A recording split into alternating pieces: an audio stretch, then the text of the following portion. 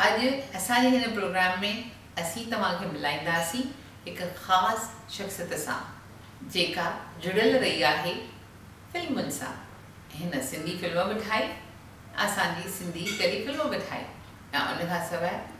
हिंदीअ में बि टेलीफिल्मूं या फिल्मूं ठाहियूं, टेलीविज़न ते काफ़ी कमु कयो अथई।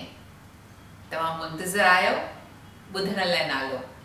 बिल्कुलु उहो आहे श्री कैलाश आडवाणी। दादा, तव्हांजो असांजे हिन प्रोग्राम में हार्दिक स्वागत आहे।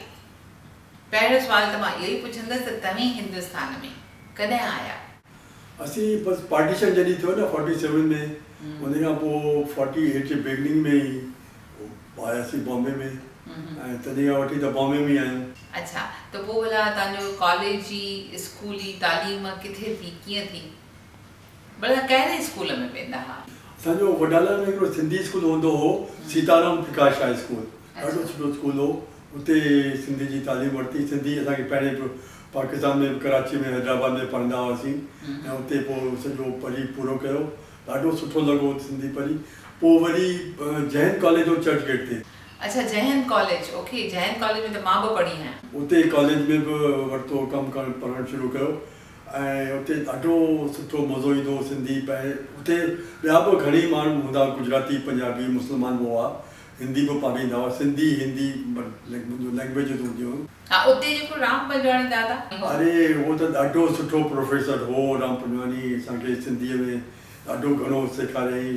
सुठियूं सुठियूं ॻाल्हियूं ॿुधायईं ऐं उहो राइटर बि हो, सिंधी में आखाणियूं बि लिखंदो हो। भला तव्हीं दादा राम पंजवाणी सां कीअं कॉन्टेक्ट में आया? उन ज़माने में न मूंखे नॉवल पढ़णु ॾाढो शौक़ु हूंदो हो। मां ॾाढो नॉवल पढ़ंदो हुउसि, कंहिंखां वठी या लाइब्रेरी मां वठी। पंहिंजा त उहिदा कोन हुआ, पर उते चर्च गेट ते, फाउंटेन ते, फिरोज शाह मैदान रोड ते घणी किताब हुआ। उते वञी किताब ॾिसंदा हुआसीं, हीअ किताबु कहिड़ो आहे, हीअ किताबु कहिड़ो आहे, पर वठणु ॾाढो मुश्किल हूंदो, ॾाढी महांगाई हूंदी हुई। त हिकिड़ो दफ़ो हिकिड़ो किताबु ॾिठो, you can't go home again by John Galsworthy. त उनजो थोरो पढ़ियो, हुते पुठियां हुते ॾाढो वणियो। पुछो भई घणे जो किताबु आहे? त चई 15 रुपए जो। हाणे 15 रुपया उन ज़माने में त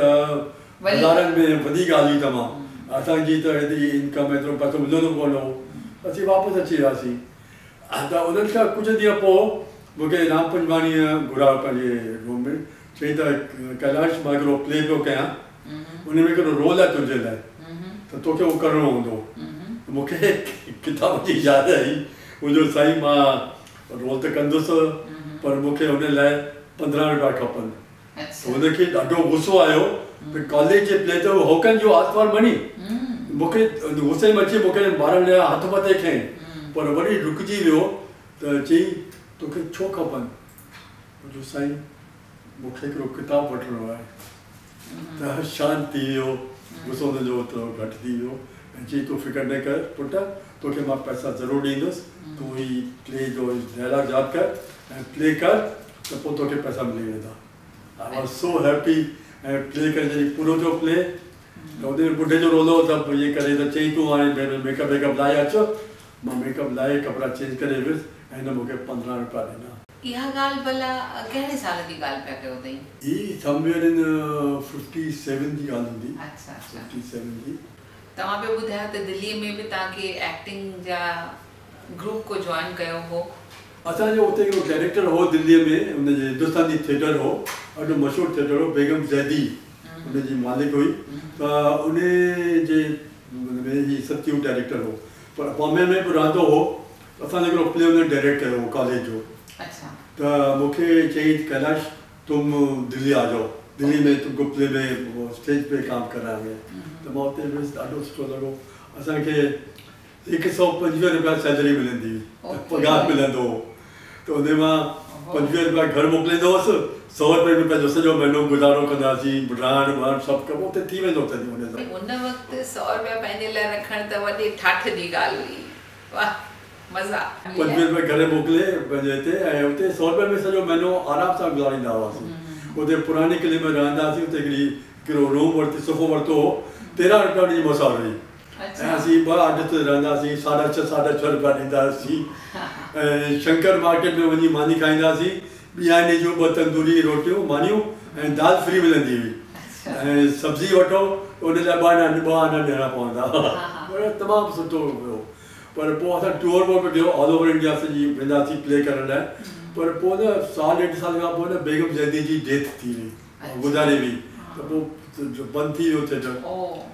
दिल्लीअ वञण खां पहिरें हिकिड़ो जर्नलिस्ट हो केवल केशव उन सां मां कमु कंदो हुउसि त कुझु आर्टिस्ट सां उन्हनि जो फैन मेल रिप्लाई करणु उन जा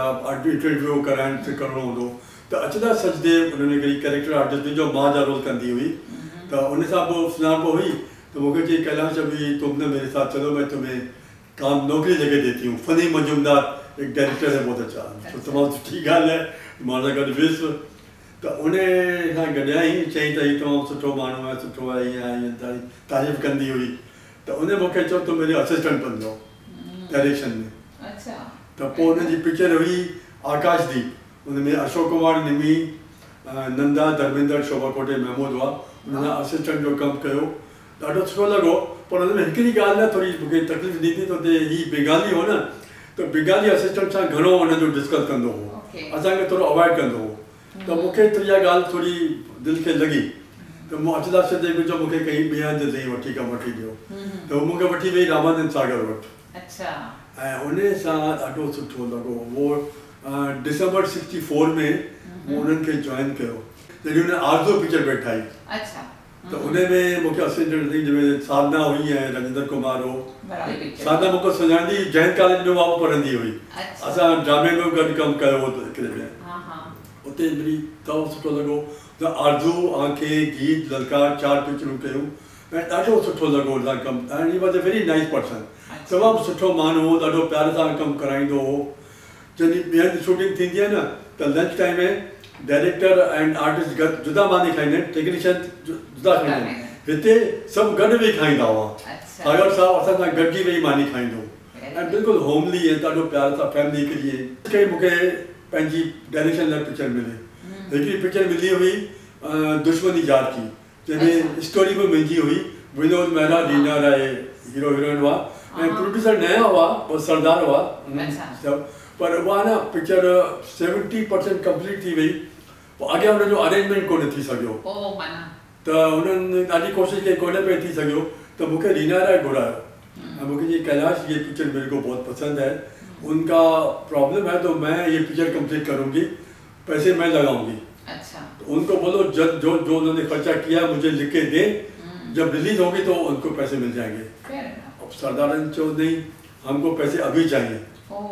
तो ये तो कभी ठीक हो सकते है रीना ने तो अभी मैं अभी कहाँ से दूंगी अभी तो मैं पिक्चर कंप्लीट करने में पैसा लगेगा तो उन्होंने कोना मञो उहा पिक्चर अध में बंदि थी वई पर उन जो रशीद ऐं कुझु सीन जेके एडिट कयूं कंहिंखे ॾेखारियूं त उन हिकिड़ो ॿियो रमेश जानी करके हिकिड़ो हो उन मूंखे चयो त मेरी पिक्चर डायरेक्ट करो मैं ॿुधां थो उहो इकरार पिक्चर ठाही हुई जंहिंमें स्टोरी बि मुंहिंजी हुई ऐं उन में राकेश रोशन रामेश्वरी अमरीश पुरी अरुणा ईरानी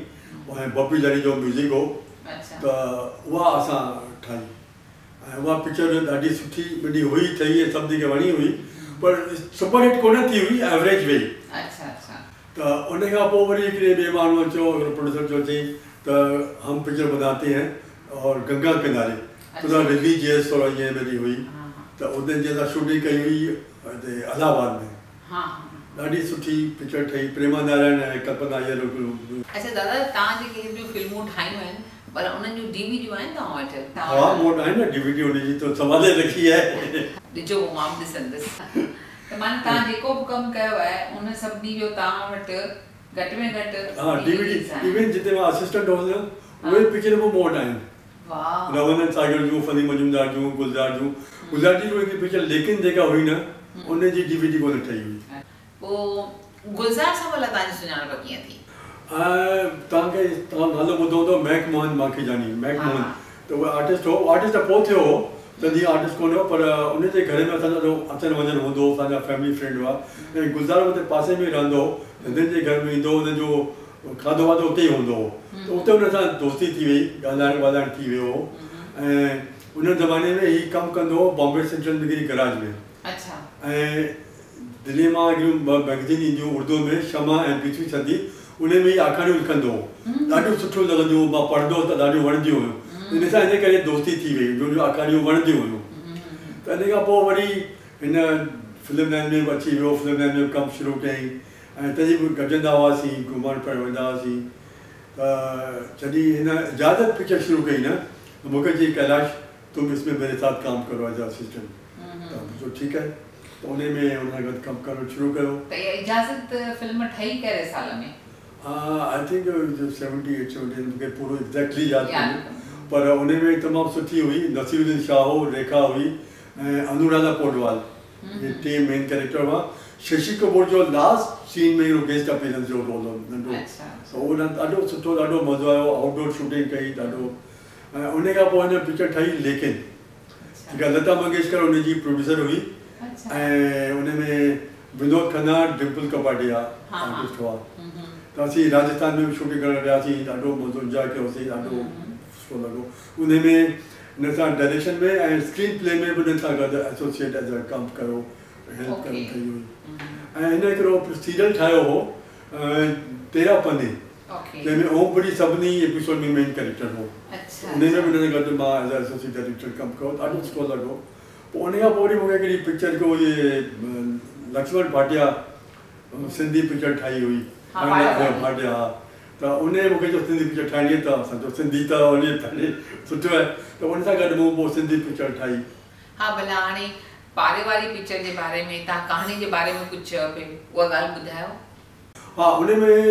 अञा पिक्चर शुरू थियण खां पहिरीं स्क्रिप्ट ते कमु करिणो हो, त उन जेको डायलॉग राइटर हो ऐं जेको उनजो लिखण वारो हो, सभु असीं सभु वेठासीं त स्टोरी कहिड़ी हुजे, छा हुजे, डिस्कस पिया कयासीं कहिड़े नमूने जी स्टोरी हुजे। त उन में असीं 5-6 ॼणा वेठा हुआसीं, सभु कैमरामैन हो, डायरेक्टर मां हुउसि, राइटर हो, प्रोड्यूसर हो ऐं 2-3 ॿिया ॼणा हुआ, सभु सिंधी, पर सभिनी हिंदी में पिया ॻाल्हायो। त मूंखे लॻो ई असीं सिंधी में छो था ॻाल्हायूं। उन ज़माने में छा हूंदो त खणी करे हिंदीअ में ई ॻाल्हाईंदा हुआ बॉम्बे में, त मूं चुपचाप तव्हांखे सिंधी ईंदी आहे, सभिनी चयो हा असांखे सिंधी ईंदी आहे, पोइ सिंधी में छो था ॻाल्हायो। त इहो ॻाल्हि कंदे कंदे ख़्यालु आयो त अहिड़ी का खणी ठाहियूं जंहिंमें ईअं हुजे।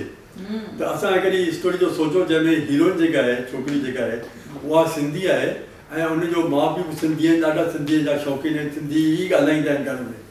ॿियो कुझु कोन्हे ॻाल्हाईंदा। ऐं जेको छोकिरो जंहिंसां जो रोमांस थो थिए न स्कूल में या कॉलेज में, उहो आहे सिंधी, पर उहो ॻाल्हाईंदो कोन्हे सिंधी, हुनखे सिंधी ईंदी कोन्हे, कॉन्वेंट में पहिरीं पढ़ंदो हो, त उहो हिंदी में ॻाल्हाईंदो आहे। त हीअ पाण में गॾंदा आहिनि, हुनजो पीउ बि हिंदी में थोरो ॻाल्हाईंदो आहे। त हीअ छोकिरी हिनखे पंहिंजे पीउ वटि वठी वई, पहिरियों सभु पूरो पको सिंधी हो, त छोकिरो हिंदी में पियो ॻाल्हाए, त चई तूं सिंधी में क्यों नहीं बात कर, सिंधी में थो ॻाल्हाईं। त धीउ चयो डैडी हिनखे सिंधी सम्झी त वेंदो आहे न, हाणे कोन थो ॻाल्हाए। चई न, हिनखे जेसि ताईं सिंधी न सिखंदो ॻाल्हाइणु लिखणु पढ़णु, मां तव्हांजी शादी कोन कंदुसि। मूंखे त जेको खपे नाठी खपे सो पको सिंधी हुजे ऐं सिंधीअ में ई ॻाल्हाईंदो हूंदो। मां मधु जी शादी अहिड़े छोकिरे सां कॾहिं कोन कराईंदुसि जंहिंखे सिंधी ॻाल्हाइणु लिखणु ऐं पढ़णु कोन ईंदी आहे। तव्हां जहिड़ा नौजवान सिंधी भाषा न ॻाल्हाईंदा त तमामु जल्दी ज़बान मरी वेंदी। हाणे ध्यानु सां ॿुध, अगरि तोखे मुंहिंजी धीउ सचमुच पसंदि आहे त सिंधी ॻाल्हाइणु लिखणु ऐं पढ़णु सिख। जंहिं ॾींहुं तूं सिंधी सिखी वेंदे उन ॾींहुं मां पंहिंजी धीउ जी शादी तोसां कराईंदुसि। हाणे फ़ैसिलो तुंहिंजे हथ में आहे। छोकिरे खे प्यारु ॾाढो हो हिन छोकिरीअ सां, त हिन महिनत करे 6-8 महीने में हिन सिंधी सिखी, सिंधी ॻाल्हाइणु सिखी, ॾाढी कोशिशि करे, ॾाढी महिनत करे ऐं सिंधी लिखण बि कोशिशि कई ऐं सिखी वियो। ॾाढो महिनती हो, ॾाढो प्यार सां बि घणो हो, प्यार जी त हाणे ॻाल्हि ई अलॻि आहे। त हिन पोइ हिकिड़ो आर्टिकल लिखियो ऐं जो हिकिड़ी सिंधी पेपर में पब्लिश थियो। न हीअ स्टोरी में आहे, पेपर में। ऐं हीअ स्टोरी खणी हुनजे पीउ वटि वियो, चई साईं नमस्कार, मां जीअं आहियां नालो ॿुधाई ऐं चई हीअ आर्टिकल मूं सिंधीअ में लिखियो आहे। उहो ॾाढो ख़ुशि थियो, चई तूं सिंधी, चई हाणे मूंखे सिंधी चङी तरह ईंदी आहे, मां सिंधी ॻाल्हाईंदो आहियां, मूं सिंधीअ में ई हाणे मूं ॻाल्हाइणु शुरू कयो आहे। हुन आर्टिकल पढ़ियो, ॾाढो ख़ुशि थियो ऐं हिन ॿिन्ही जी शादी करे। त असां इहा स्टोरी ठाहे पोइ इहो पारे वारी पिक्चर ठाही। अञा त ईअं, पर हाणे प्रॉब्लम छा आहे न, जीअं हाणे घणा करे इंटरकास्ट मैरिज थींदी आहे न, ऐं जीअं मुंहिंजी वाइफ जे पंजाबी आहे त उनखे सिंधी ईंदी कोन्हे हालांकि मूंखे मुंहिंजा घणी पंजाबी फ्रेंड हुआ त मां पंजाबी सिखी वियो हुउसि पंजाबी ईंदी हुई चङी तरह पर उहा हाणे थोरो घणो पर एतिरो कोन्हे हुनखे उहो त ऐं असांजी न शादी जा थी हुई न सा लव मैरिज कोन्हे हुई अरेंज मैरिज हुई असीं शादीअ वारे ॾींहुं पहिरीं दफ़ो हिक ॿिए गॾिया हुआसीं त हुनखे मुंहिंजो सिंधी सिखो तूं त आस्ते आस्ते कोशिशि कई पर हुनखे एतिरो उहो कोन्हे त इन करे न पोइ असांखे न असांजा जेके ॿार थिया न त असीं घर में त हिंदी ॻाल्हाईंदा हुआसीं हुनखे सिंधी ईंदी कोन्हे त उहा बि पोइ सिंधी कोन सिखिया हुई त इन करे जेके इंटरकास्ट मैरिज जे करे न त सिंधी ॿारनि अॼु जी जनरेशन आहे न उहा कोन सिखी थी सघे ॻाल्हाईंदा आहिनि कुझु जेके जंहिंजा माउ पीउ ॿई सिंधी हुजनि पर उते बि घणो करे मूं ॾिठो आहे त ॿई सिंधी हूंदा आहिनि पर ॻाल्हाईंदा ज़रूरु करे हिंदीअ में उहो न कनि त हालांकि तव्हां कल्याण में वञो सिंधू नगर वञो उते सभु सिंधी में ॻाल्हाईंदा आहिनि हा ईअं त अॼुकल्ह केतिरा ॿार सिंधी ॻाल्हाइनि था जयपुर जोधपुर में चङा ई ॿार जेके सिंधी ॻाल्हाइनि था जिन खे सिंधी अचे थी उहो तमामु सुठो आहे ईअं ई करणु खपे सभिनी खे जेको आहे त तव्हांजा हिंदी जगत में फेवरेट एक्टर्स एक्ट्रेस केरु आहे मां जॾहिं 9 साल जो हुउसि कराची में त मुंहिंजी फेवरेट एक्ट्रेस हुई नूरजहां तमामु सुठो ॻाईंदी हुई हिन जा गाना ॿुधो अॼु बि ॿुधो मूं वटि हुननि जी कलेक्शन आहे नूरजहां जे गाननि जी रिकॉर्ड्स ॾाढो वणंदी हुई मूंखे ॾाढा रोमांस फिज़िकल जीअं थींदो आहे न तमामु ऐं पोइ जॾहिं मां बॉम्बे में आयुसि त पोइ हुन जा गाना हलंदा हुआसीं ऐं जॾहिं मूं न पारिवारी पिक्चर पे ठाही न पारिवारी पिक्चर में हिकिड़ी हंधि असांजो गानो आवाज़ दे कहा आहे उहो असां यूज़ कयो हो त उहो गानो हलायोसीं ऐं हीरोइन आहे छा हुन ते लिपसिंग थी करे ऐं उन ॾींहुं सानिध जो मूंखे गुलज़ार जो फ़ोन आयो कि कैलाश तुम्हारे लिए एक बहुत ही बैड न्यूज़ है जो क्या हो भाई नूरजहां की डेथ हो गई अरे मुझे अञा अॼु त हुनजो गानो पिक्चर थियो ॾाढो दुख थियो ऐं देन मूं हिकिड़ो आर्टिकल लिखियो हो त नूरजहां जे बारे में त नूरजहां अंग्रेज़ी में हो she is like she is like an ocean in every drop of my memory ऐं इहो आर्टिकल दुबई में हिते ख़लीज टाइम्स में पब्लिश थियो हो ऐं हुते बॉम्बे में स्क्रीन में हिकिड़े सिंधी में ॾाढो थियो पर उहो थी वियो ऐं ॿियो मुंहिंजो जेको फेवरेट एक्टर हो उहो हो राज कपूर मां जॾहिं थोरो एक्टिंग वेक्टिंग कंदोसि कोशिशि कंदोसि हुनखे थोरो कॉपी कयां पर उनजी बि हुनजो पिक्चरूं मां हर picture first day first show ॾिसंदो हुउसि ऐं जॾहिं हुनजी डेट थी त मूं हिकिड़ो आर्टिकल लिखियो हो जो स्क्रीन में पब्लिश थियो Raj Kapoor is dead long live Raj Kapoor वो चवंदा न king is dead long live the king निकितो तो उहो बि मिली पर इहे ॿ मुंहिंजा फेवरेट हुआ पोइ तंहिं महिल अॼुकल्ह छा पिया करे अॼुकल्ह थिए न त जनरेशन चेंज थी वई आहे नवां डायरेक्टर नवां थी विया आहिनि त हाणे कमु उन सप्ताह कोन्हे एतिरी पोइ उन करे न मूं हींअर छोटा छोटा नंढा नंढा हिकु सीन ॿ सीन कंहिंमें एक्टिंग जा कंहिं सीरियल में फिल्म में कंदो आहियां हुनजी चित्र थोरो घणो मिली वञे बसि बाबा हीअ जे असांजो 24 कलाकनि जो चैनल सिंधीअ में अची वेंदो पोइ त तव्हांखे ॾाढा घणा ई कम थी पवंदा असां ई तव्हांखे कम में बिज़ी करे छॾींदासीं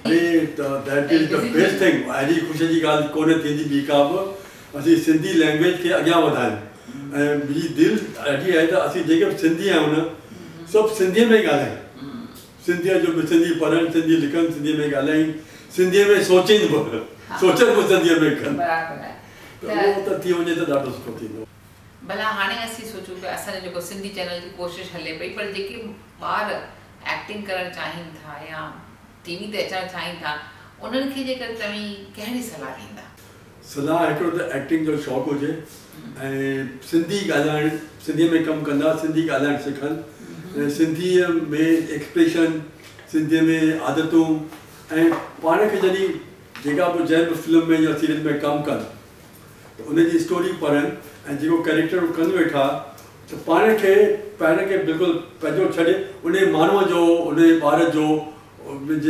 थी वञनि कैरेक्टर में घुसी वञनि ऐं उहे ई बिहेवियर कनि पाण खे चेंज करे पंहिंजूं आदतूं थोरो उन हिसाब सां चेंज कनि ऐं ईअं करे सुठो थींदो हाणे जॾहिं जेके बि आर्टिस्ट आहिनि अॼुकल्ह जा दिलीप कुमार राज कपूर जा अॼु जा आर्टिस्ट आहिनि त पर्सनल लाइफ में हू कीअं बिहेव कंदा ऐं जॾहिं फिल्म में कमु कंदा त उहो कैरेक्टर जे हिसाब सां बिहेव कंदा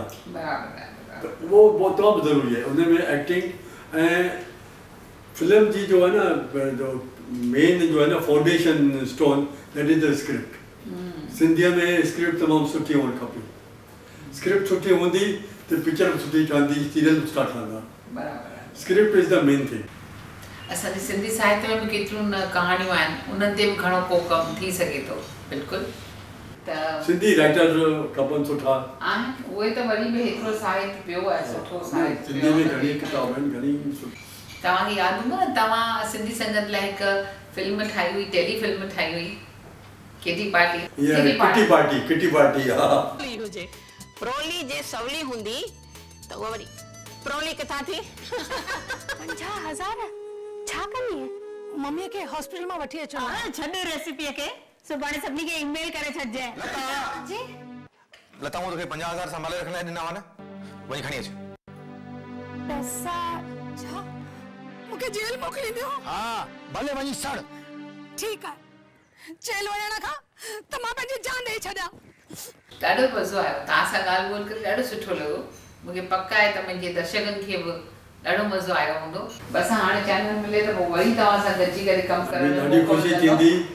बसि साईं इहो कमु असांजो करे सॼी जेके माण्हू टीवी ॾिसंदो वेठा सभिनी खे आसरो गुरूअ जो जय झूलेलाल जय झूलेलाल